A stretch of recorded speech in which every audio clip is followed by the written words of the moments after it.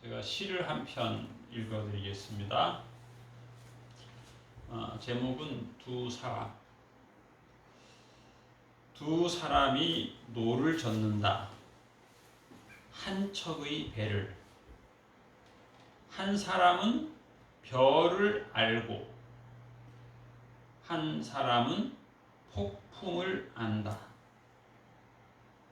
한 사람은 별을 통과해 배를 안내하고 한 사람은 폭풍을 통과해 배를 안내한다. 마침내 끝에 이르러서는 기억 속 바다는 언제나 파란색이리라.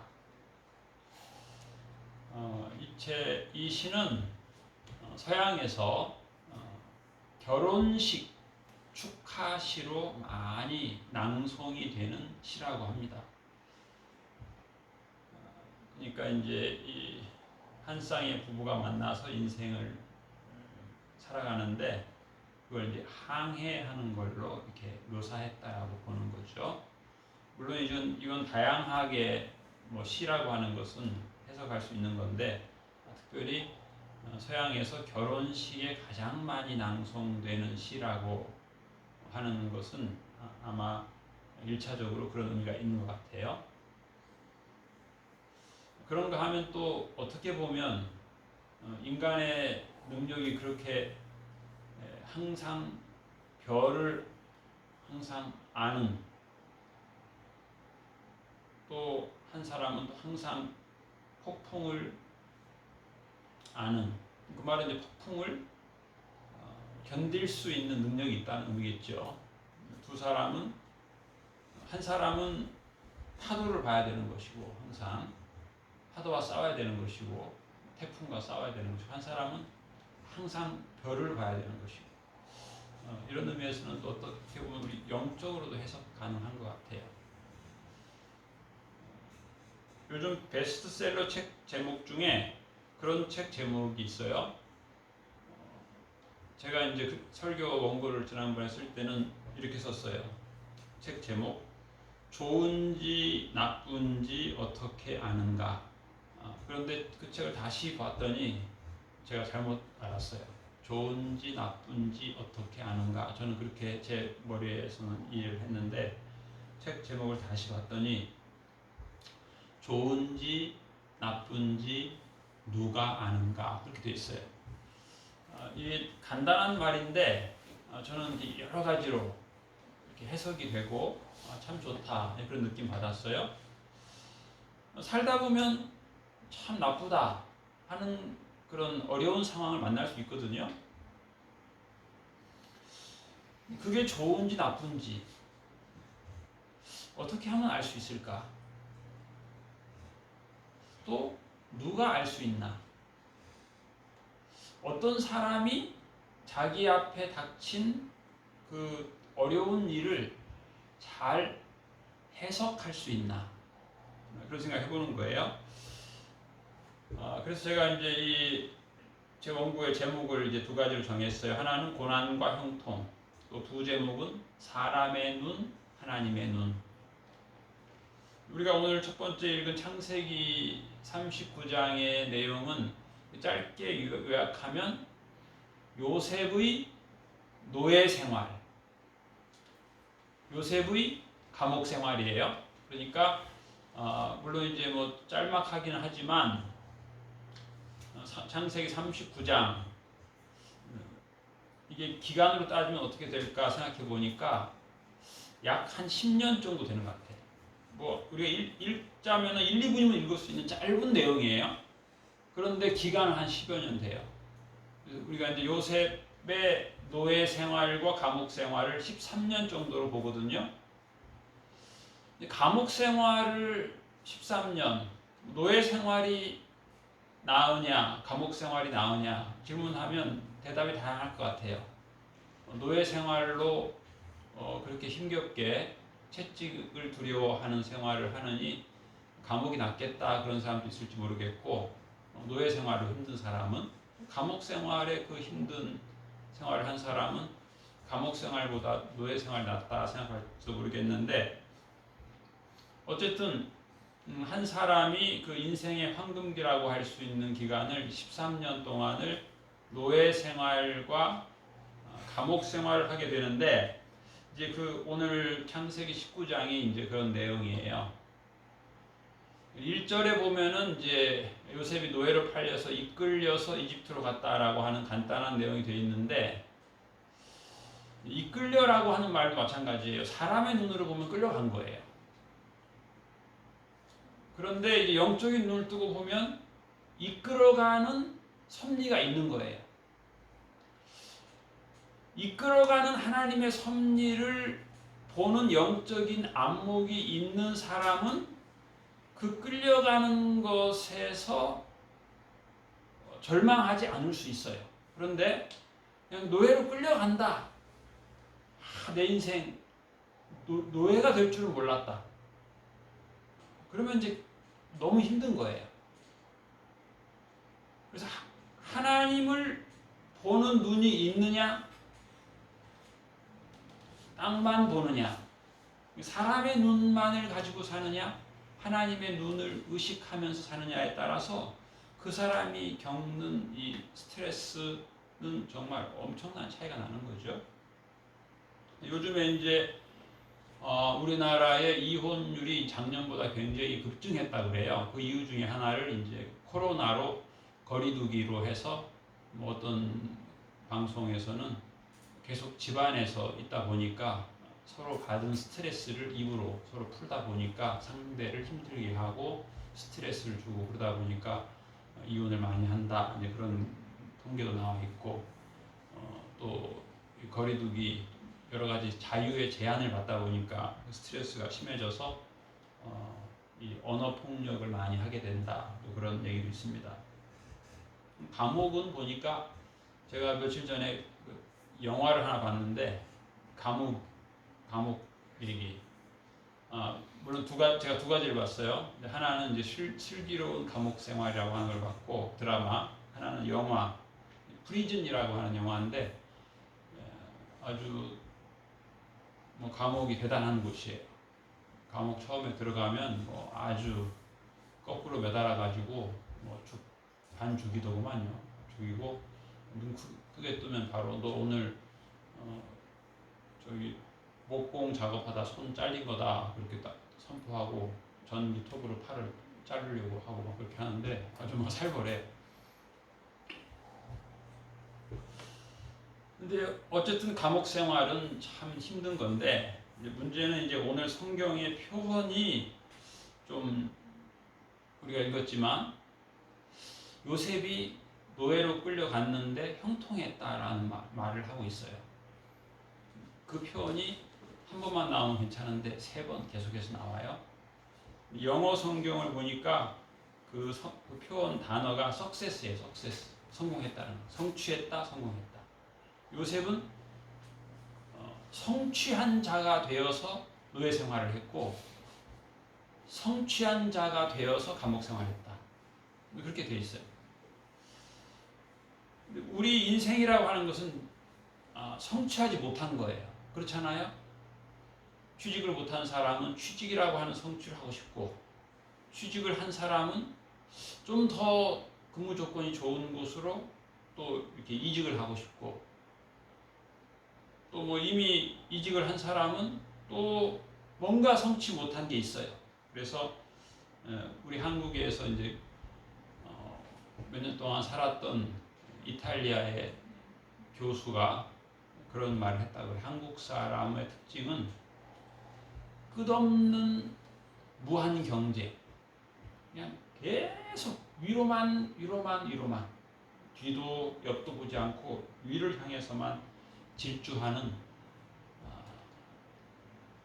극단적인 사회다, 그런 해석을 했어요. 물론 이제 뭐 우리는 한국에서 뭐 50년, 80년을 살았는데 그 사람이 뭐 5년 살고 뭐 한국을 안답시고 그런 극단적인 폄하 발언을 하냐, 기분 나쁘다, 그럴 수도 있겠지만은 나름 잘 우리가 긍정적으로 사용할 수 있는 것 같아요.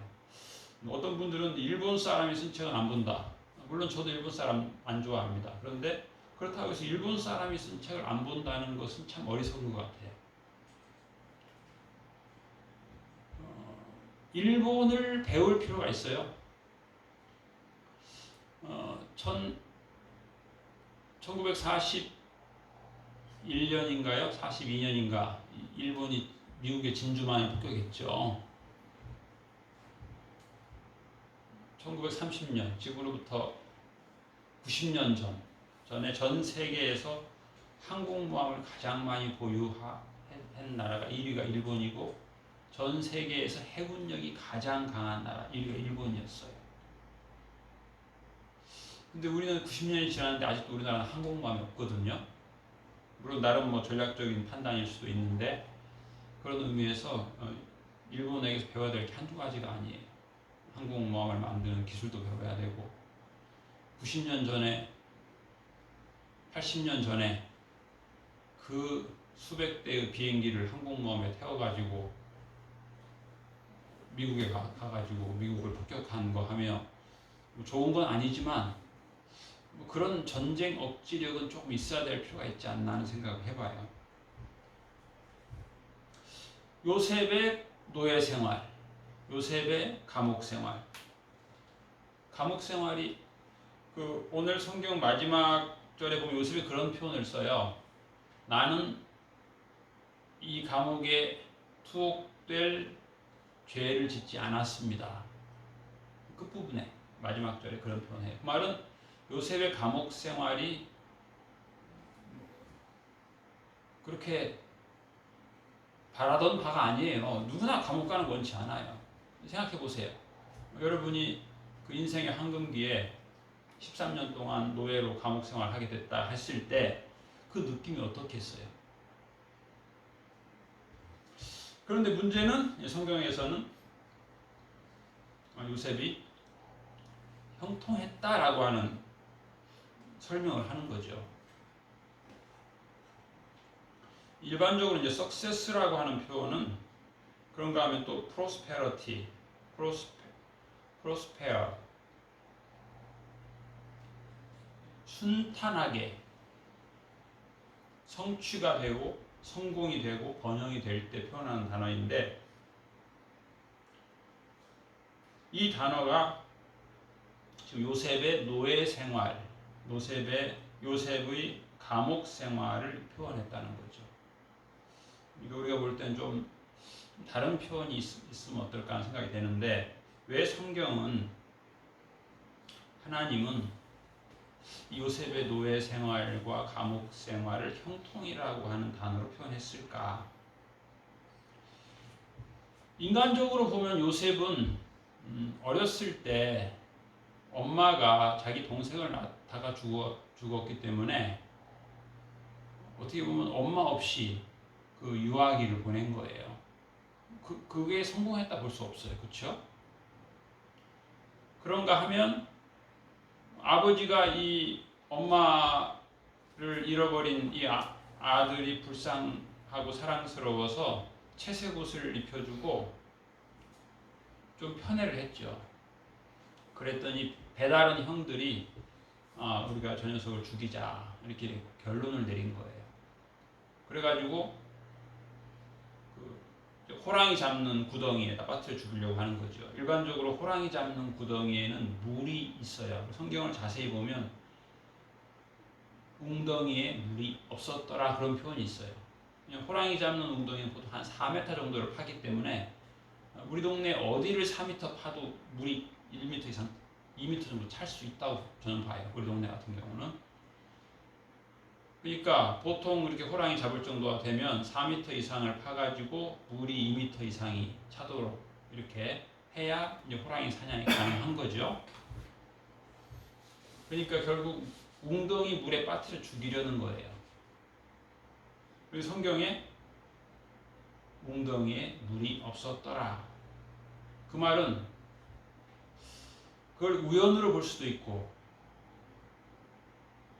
하나님의 도우심으로 볼 수도 있어요. 근데 물론 그 당시는 그런 생각 못 하죠. 하나님이 도우셔서 웅덩이에 빠졌다. 그럴 수 없죠. 그렇죠. 웅덩이에 빠져서 죽을 줄 알았는데 안 죽었다는 거죠. 그래서 거기에서 그냥 굶어 죽을 수도 있는데 뭐 노예 상인한테 팔자. 그래서 팔았어요. 노예로 끌려갔어요.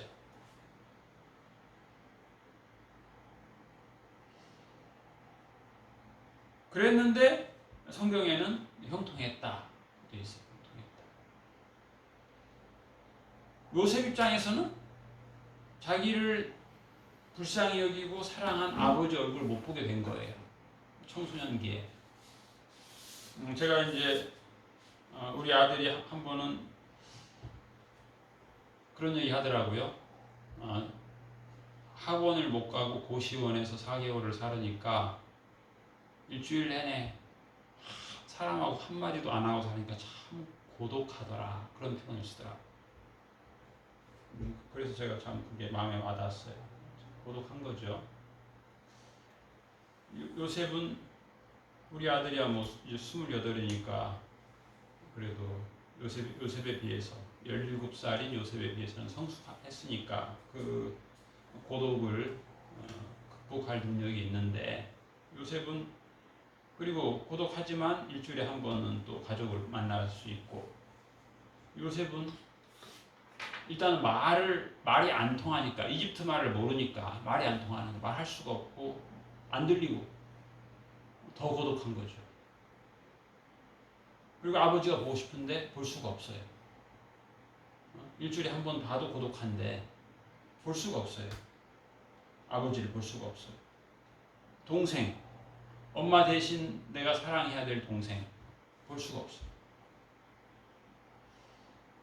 자기는 귀한 집의 아들로 자랐는데 이거 뭐 노예시장이라고 하는 건 물건 취급을 당하는 거죠. 그리고 노예가 건장해야 되거든요. 건장함을 증명하는 길은 채찍으로 때리는 거예요. 채찍으로 때려서 그걸 견디는 노예는 비싼 값에 팔리는 거고 그걸 못 견디는 노예는 이제 싼 값에 팔리는 거죠. 사람이 아무리 천하게 살아도 고국에서 살면 말이 통하고 말할 수 있고 말을 들을 수 있고 또 하여튼 말이 통하니까 뭔가 할 수 있고 뭐 일도 뭐 아르바이트도 할 수 있고 그런데 이게 이국 땅에서는 요즘에야 이국 땅이 많이 통하지만 그 옛날에 이국 땅은 참 통하지 않는 참 고독한 곳이죠.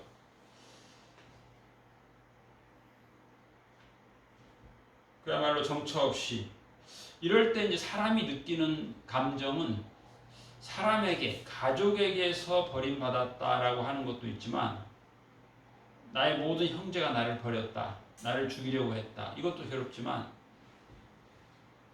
환경은 뭐예요? 하나님께 버림받은 거.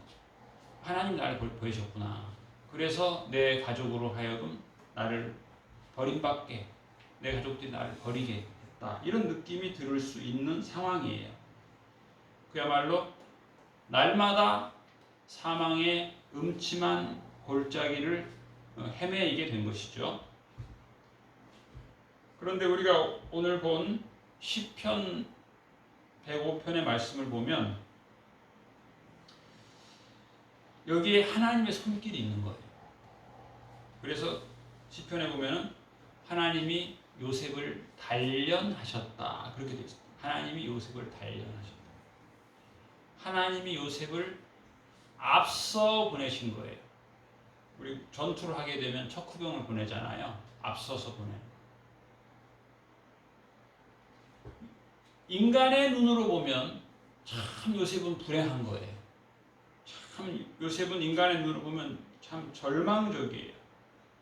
어떻게 말이 안 통하는 곳에 버려졌으니까.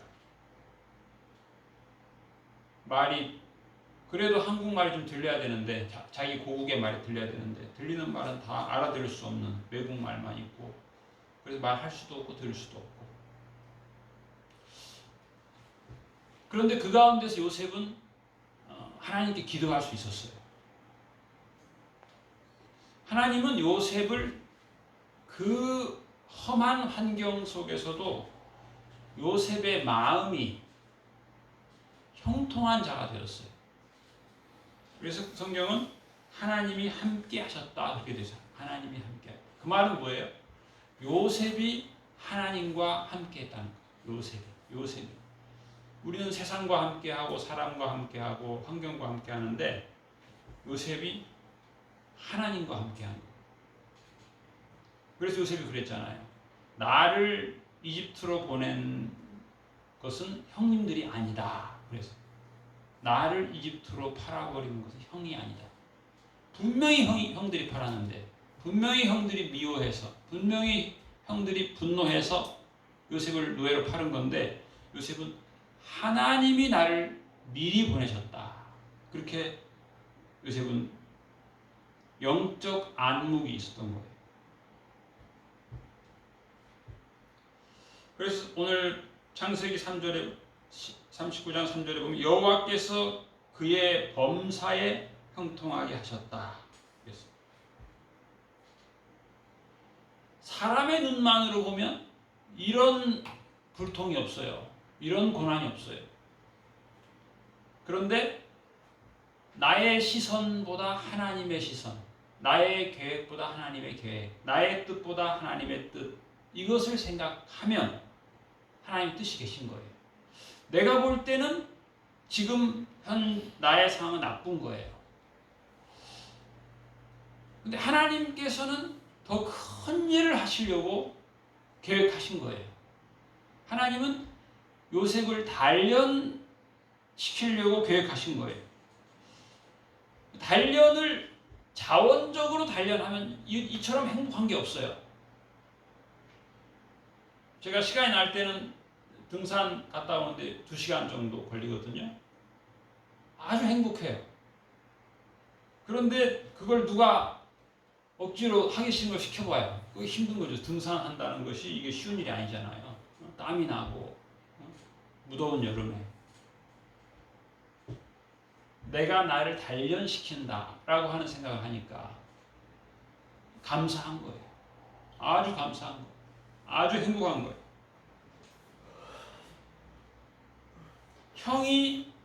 형들이 요셉을 미워한 거거든요.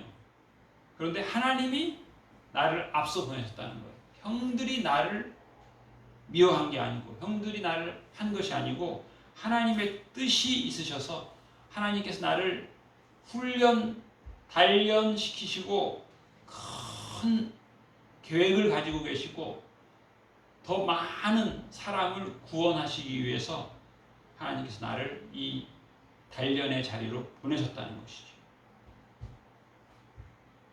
우리가 사는 세상에서 우리도 좀 세속화된 믿음, 세속화된 형통, 세속화된 세계관으로 우리가 살 때가 참 많아요.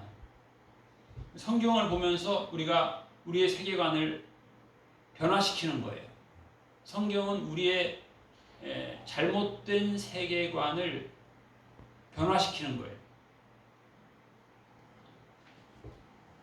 예를 들면 어떤 사람이 요즘 우리나라 표현으로 하면 뭐 국회의원이 되고 뭐 서울시장이 되고 대통령이 되면 성공했다 하죠. 그런데 그 사람이 그 성공에 도취되었다가 대부분 교만하게 행하죠. 그 성공, 소위 세상적 형통을 경험한 사람들의 특징은 교만해지는 거거든요. 그러면 하나님과 함께 하겠어요? 자기의 명성과 함께 하죠. 자기의 교만과 함께 하죠. 자기의 오만과 함께 하죠. 자기가 중심이 되죠. 성경을 읽으면 나의 오만을, 나의 편견을 변화시키는 거죠.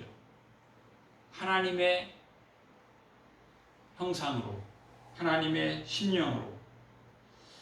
요셉에게 있어서 형통, 요셉에게 있어서 성공이란 하나님과 함께하는 거예요.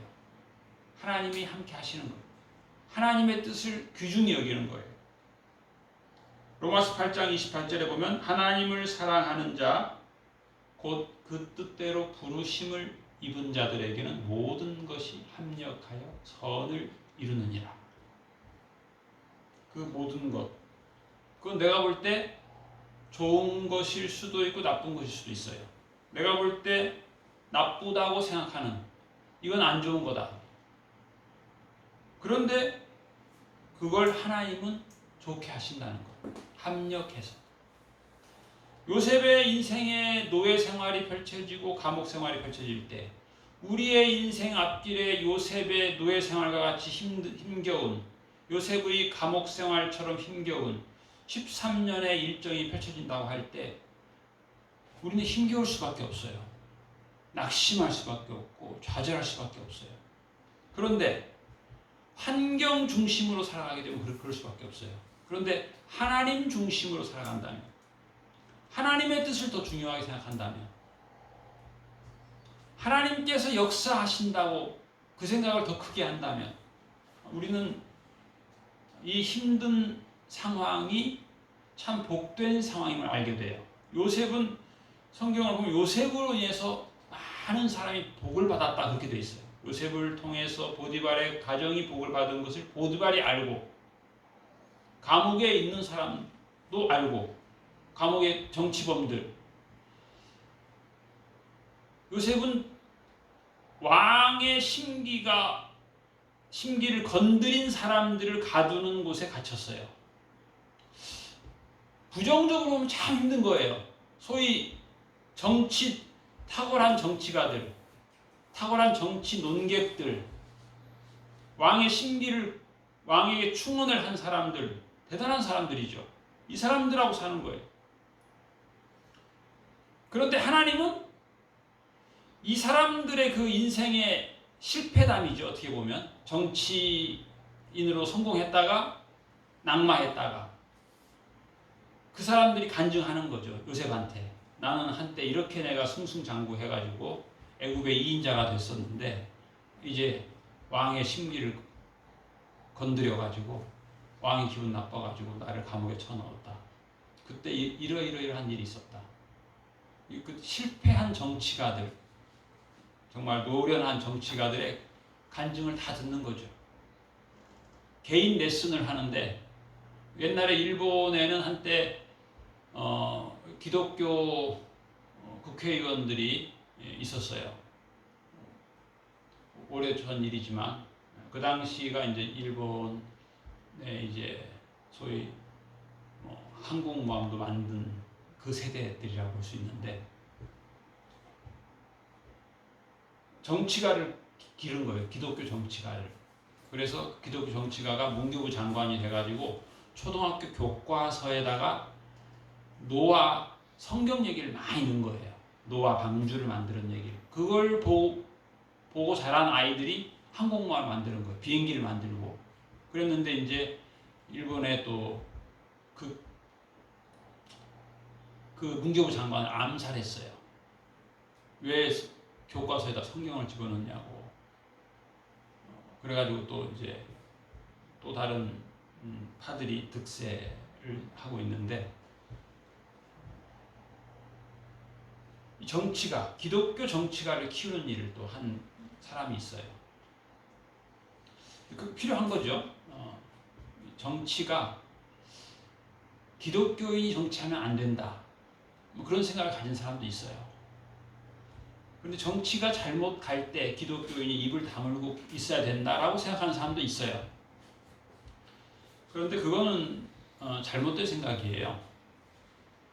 잘못된 정치가를 향해서 기독교인이 입을 다물고 있어야 된다. 정치에 관여하면 안 된다. 이 투표하는 건 정치에 관여하는 거거든요. 투표를 해야죠.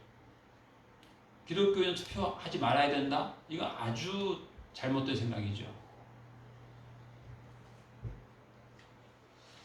요셉은 그의 인생은 절망적이었어요. 환경이 절망적이었어요. 그런데 하나님께서 요셉을 형통하게 하신 거예요. 요셉은 하나님을 보고 살았어요. 감옥 생활 중에서. 하나님이 주신 영감을 그가 받은 거예요. 그래서 꿈 해몽을 한 거죠. 하나님께 기도하면서 살았어요. 그 칠흑 같은 감옥에 그의 믿음은 별처럼 빛났어요. 하나님이 요셉을 보내셨기 때문에 요셉이 종으로 팔린 거예요. 하나님의 말씀이 그를 단련했어요. 그를 강하게 했어요. 결국 요셉을 통해서 많은 사람이 복받았어요. 요셉은 복의 근원이 됐어요. 결국 우리 인생이라고 하는 것은 어떻게 보면 고난이에요. 내 생각과 달리 펼쳐지는 게 많아요. 코로나도 어떻게 보면 고난이잖아요. 이 유행병들 고난인데, 믿음은 고난을 활용하는 거예요. 믿음은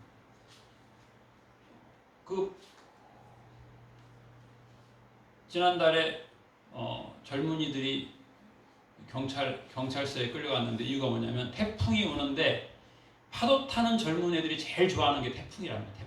태풍이 오기만을 1년 내내 기다리는 거예요.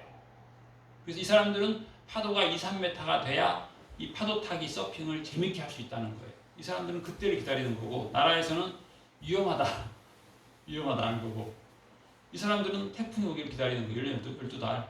그래야 2, 3m의 파도 위를 서핑보드로 파도 타기를 할 수 있다는 거예요.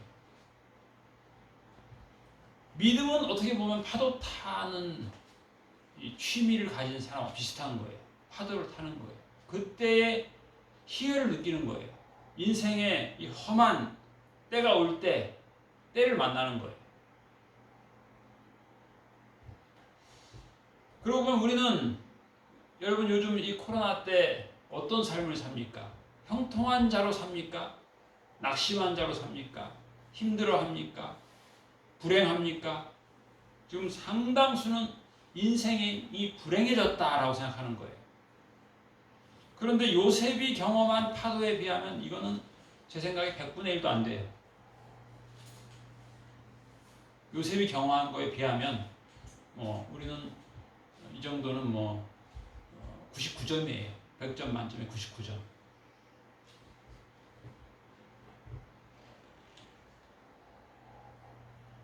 우리는 이때일수록 더욱더 예수님을 우리가 배우게 되는 거예요. 예수님은 고난을 위해서 오셨다 그랬었어요. 고통 당하기 위해서 인자가 왔다. 그래서 예수님이 빛나는 거거든요. 많은 사람을 옳은 대로 돌아오게 한 자는 하늘의 별처럼 빛나리라고 말씀하셨습니다. 더욱더 우리의 믿음이 빛날 때입니다. 이때는 난리의 때는 우리의 믿음이 더욱더 빛날 때예요. 우리의 믿음의 칼이 더욱더 날카로워질 수 있는 때예요. 하나님이 단련하시는 거예요. 우리를 단련하는 아주 은총의 때입니다. 그의 발은 착고를 차고 그의 몸은 쇠사슬에 매였으니 곧 여호와의 말씀이 응할 때까지라. 믿음이 견고해진 거죠. 중국의 그 유명한 하늘에 속한 사람이라고 하는 책을 쓴 사람은 중국인으로서 핍박을 당하고 감옥에 갇혔는데, 이 사람이 감옥에서 밥을 안 주는 거예요. 굶어 죽으라고. 그래서 이 사람이 40일째 굶고 그런 기도를 했다는 거예요. 하나님, 저 같은 죄인이 예수님처럼 40일 금식하면 안 됩니다. 39일째 저를 죽이시거나 아니면 먹을 것을 주시옵소서. 제가 어떻게 감히 40일 금식을 할 수 있겠습니까? 믿음이 얼마나 빛납니까? 40일을 굶겨 죽이려고 하는데 그곳에서 억울하다, 힘들다, 배고프다가 아니고 영광스럽다는 거예요. 내가 어떻게 예수님처럼 40일 굶을 수 있겠느냐? 39일째 나를 죽여주시옵소서. 얼마나 믿음이 빛나요. 우리가 겪는 고난은 그 사람에 비하면 정말 이건 1000분의 1, 10,000분의 1도 안 되잖아요. 그런데 그걸 고난이라고 생각한다는 자체가, 참 예수님께서 십자가에서 못 박히셔서 피를 흘리고 살을 떼어주시는 그 모습을 생각하면 그걸 고난이라고 하는 자체가 참 우리는 너무